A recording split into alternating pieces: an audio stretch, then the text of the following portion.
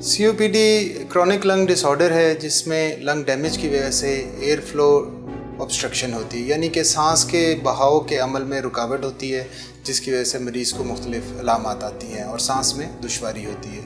COPD में दो तरह की कंडीशंस होती हैं जिसमें से एक को हम क्रॉनिक ब्रोंकाइटिस कहते हैं। क्रॉनिक ब्रोंकाइटिस में सांस की नालियों में तंगी, दुश्वारी, सोजिश और इन्फ्लेमेशन होती है, जिससे पेशेंट को सांस लेने में मुश्किल होती है और खांसी की अलामात आती हैं। दूसरी कंडीशन एम्फीसीमा होती है, जिसमें सांस की नालियों से जुड़ी थैलीनुमा स्ट्रक्चर, जिसको एयर सैक्स कहते हैं, में डैमेज होता है।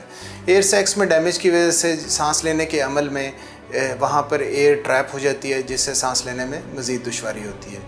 COPD के पेशेंट में ये दोनों कंडीशंस अलग अलग भी हो सकती हैं और एक ही पेशेंट को ये दोनों कंडीशन साथ भी हो सकती हैं। COPD डायग्नोसिस के लिए हम दो मेन असेसमेंट्स करते हैं। एक हम स्ट्रक्चरल असेसमेंट करते हैं, जिसमें हम चेस्ट एक्सरे और अगर ज़रूरत महसूस हो तो चेस्ट CT स्कैन करते हैं, जिससे हमें लंग्स के स्ट्रक्चर का पता चलता है।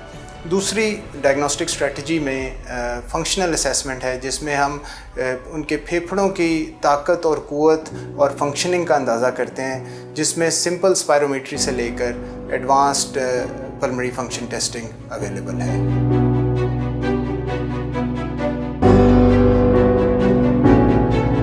वर्ल्ड COPD डे के मौके पर मैं ये मैसेज देना चाहूँगा कि COPD एक प्रिवेंटेबल डिज़ीज़ है मेजॉरिटी ऑफ द केसेस में, और इसलिए स्मोकिंग, नशा आवर मंशियात और गैर ज़रूरी धुएँ से बचाव की तदाबीर करके इस लंग डैमेज को बचाया जा सकता है और COPD डेवलप होने से बचा जा सकता है।